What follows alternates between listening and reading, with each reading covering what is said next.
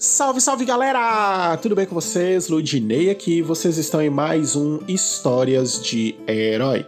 E hoje nós vamos falar sobre aquela que é, sem dúvida alguma, uma das mais importantes obras de todos os tempos. Na verdade, o universo criado por Tolkien é inspiração para muitas coisas até os dias de hoje. Vem bater esse papo comigo, mas antes disso, caso seja a sua primeira vez e você goste desse conteúdo, deixa seu like, se inscreve no canal e ativa o sininho de notificações. Dessa forma você não perde nada do que a gente tem produzido. Tem o card aqui em cima também que terão outros vídeos para você se deliciar nos personagens que a gente traz. E não deixa também de compartilhar isso com seus amigos, principalmente para quem vai conhecer Senhor dos Anéis através da série que está rolando agora na Amazon Prime. E também, caso você queira o background de algum personagem ou alguma história de alguma mega saga ou de saga curta, deixa aqui nos comentários e pede que a gente pode trazer para vocês, ok?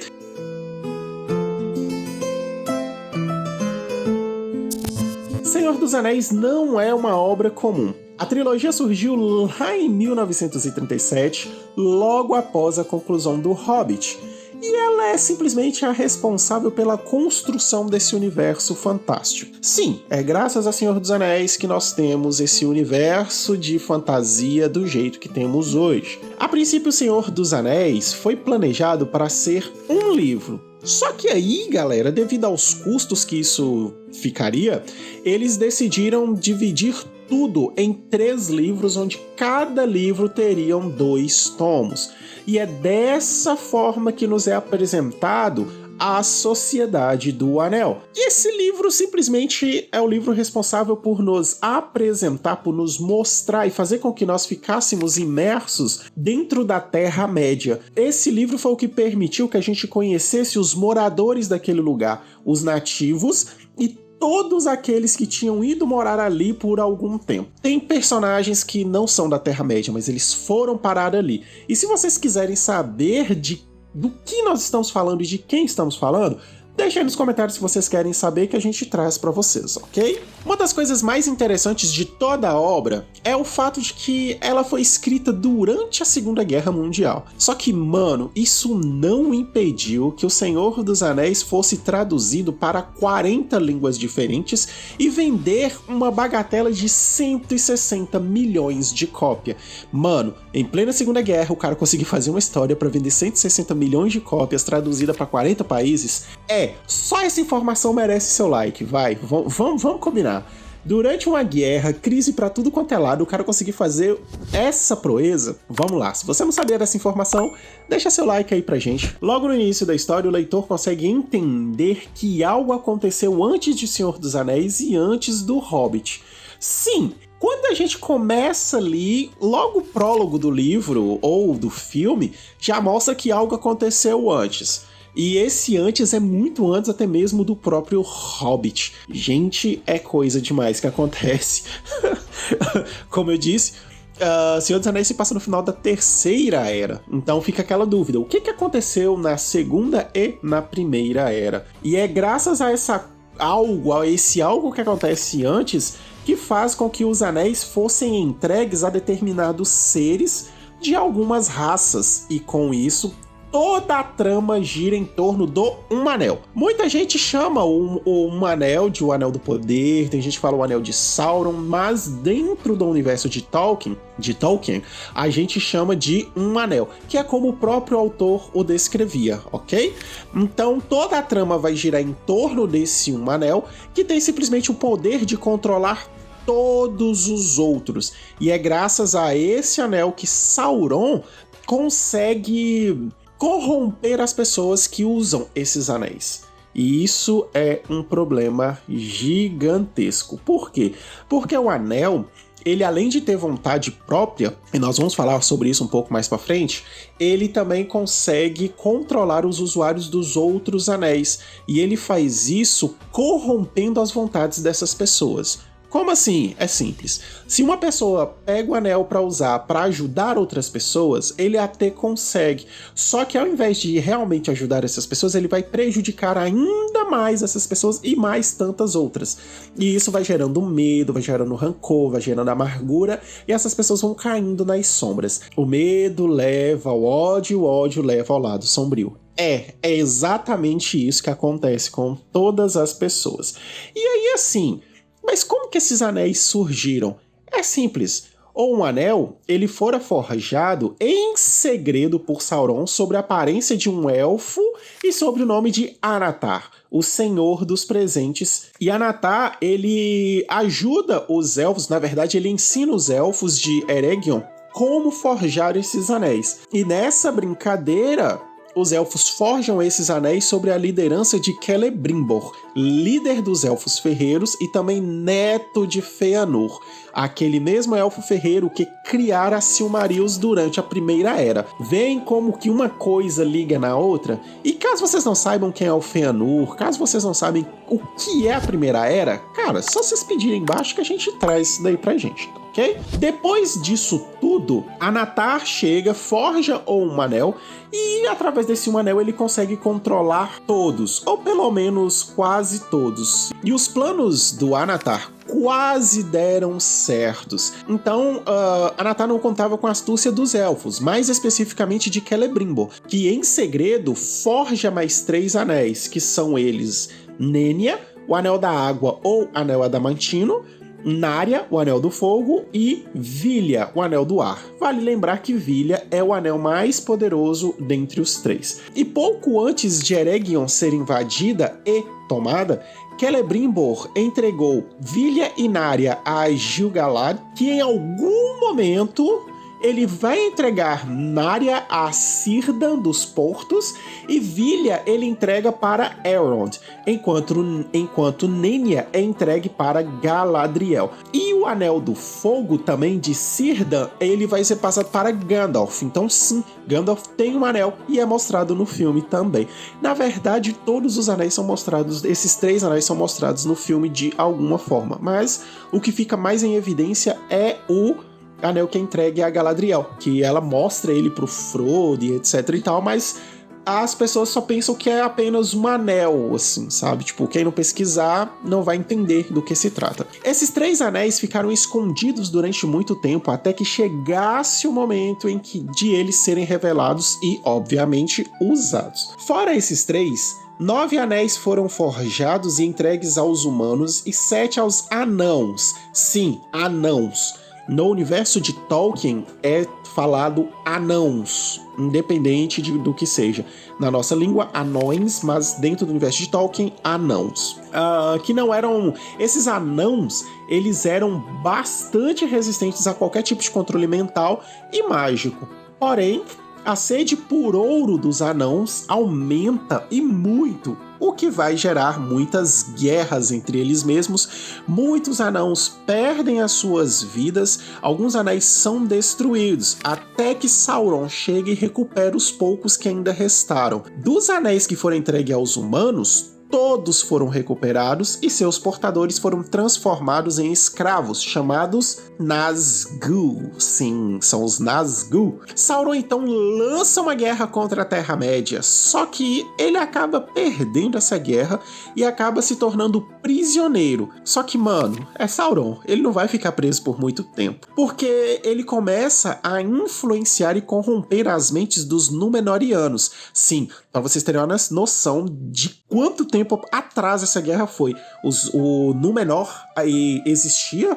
Os Númenóreanos, que são a raça de onde o Aragorn vem, ela tá lá, eles lutaram. Só pra vocês terem uma noção, o Aragorn não é nada comparado com os ancestrais dele. E nós estamos falando do Aragorn, que a gente sabe que é muito poderoso. Só que o Sauron começa a envenenar os corações dos Númenóreanos e incentiva essa galera a invadir as Terras Imortais para tomarem o controle de tudo dos Valar e dos Elfos. A invasão até que acontece, muito sangue é derramado, Sauron acaba se libertando depois disso, e os poucos Númenóreanos ainda lúcidos, eles se juntam com os Elfos e fazem a sua última investida contra Sauron e as forças do vilão. E após ele ser derrotado, Sauron deveria ter morrido, só que graças à ganância existente no coração dos homens, faz com que Isildur desista de destruir o anel. Só que aí, depois de algum tempo, a gente já sabe o que acontece, né?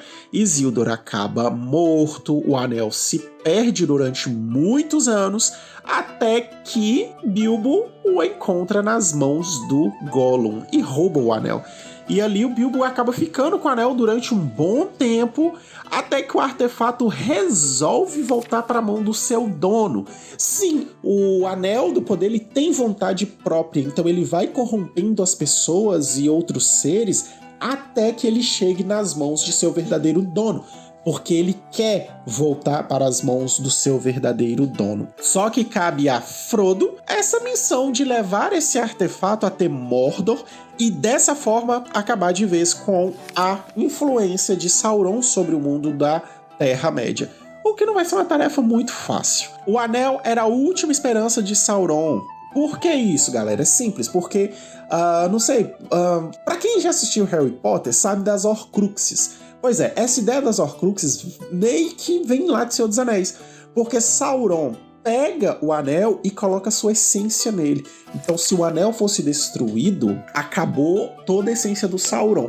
Eu posso fazer um vídeo depois explicando mais detalhadamente isso, tá? Por que o Sauron era desse jeito, porque ele era da raça dos Valar também, mas como que ele chegou a se tornar tudo que ele se tornou, inclusive aquela torre lá. E aí, se ele perdesse o anel, ele perderia de tudo de uma vez por todas, sem chance de retornar. E é exatamente isso que a galera tenta fazer. Acabar com um anel de forma que Sauron não volte nunca mais.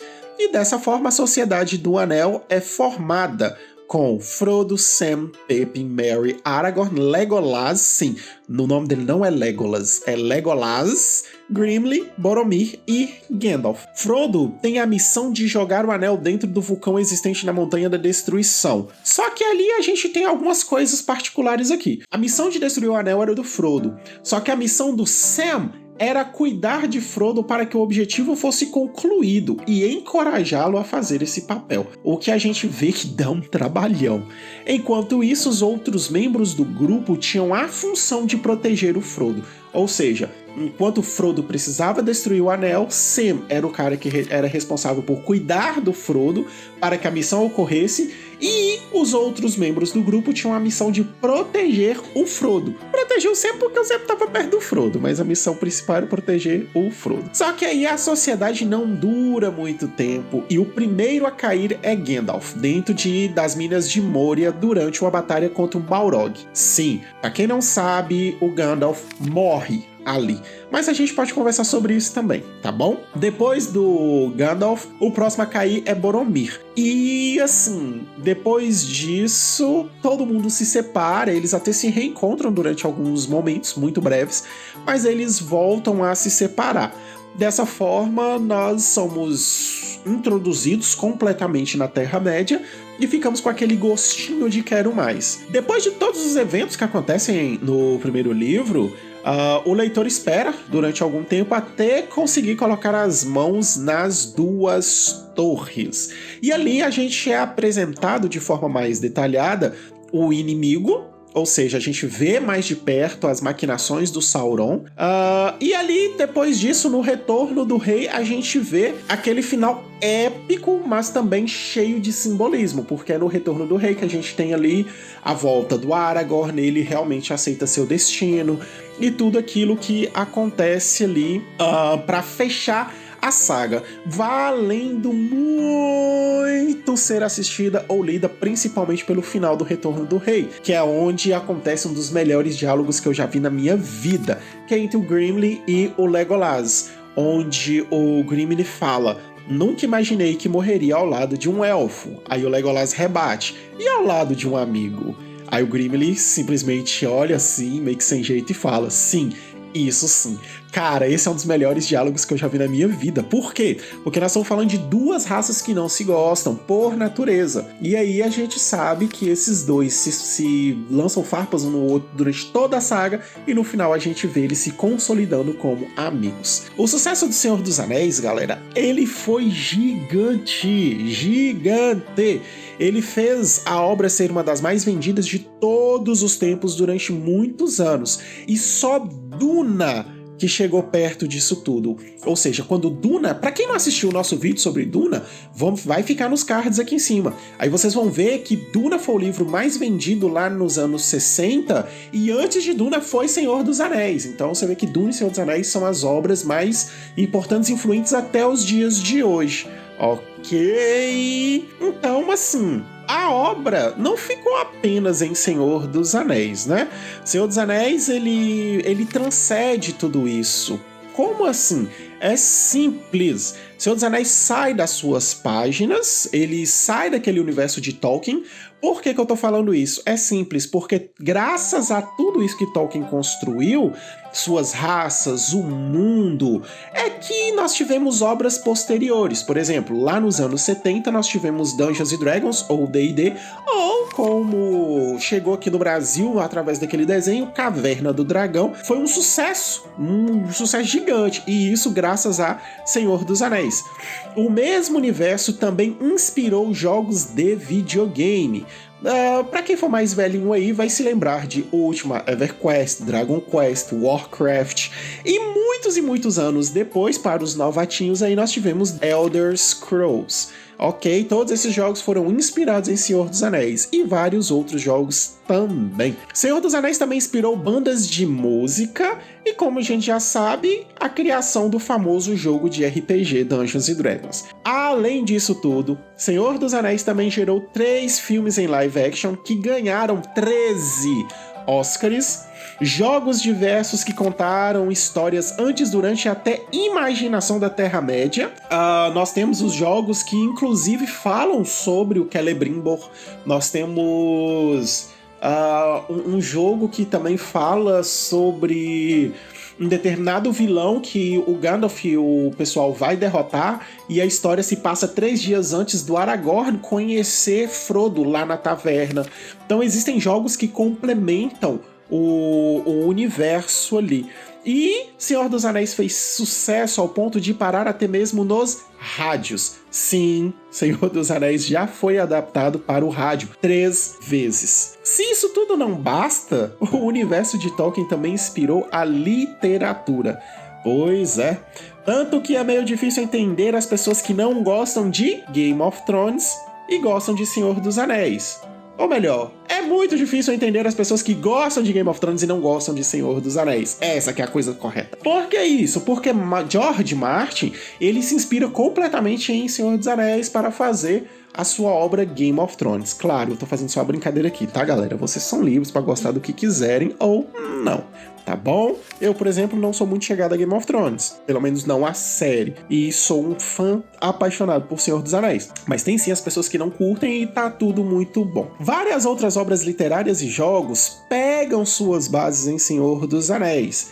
E recentemente nós tivemos o lançamento da série Os Anéis do Poder, que está na Amazon Prime. Até agora foram lançados 2 episódios, mais um episódio será lançado essa semana. E, galera, tá valendo muito a pena. Para além disso, nós tivemos também várias cartas de Tolkien enriquecendo o universo, outros livros que complementam o Senhor dos Anéis, como é o caso do Silmarillion, como é o caso de Contos Inacabados.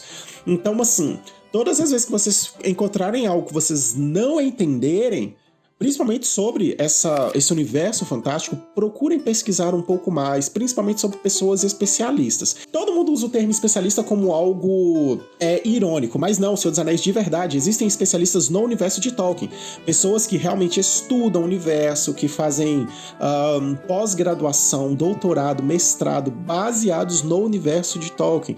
Então procurem conhecer essas pessoas, conhecer o trabalho delas, que com certeza vai enriquecer e responder muitas coisas que vocês têm em questionamento no coração. E evitem a todo custo pessoas que vão falar mal de algo sem conhecer. ou porque se conhecem apenas Senhor dos Anéis. Se você for basear só em Senhor dos Anéis, muita coisa vai faltar.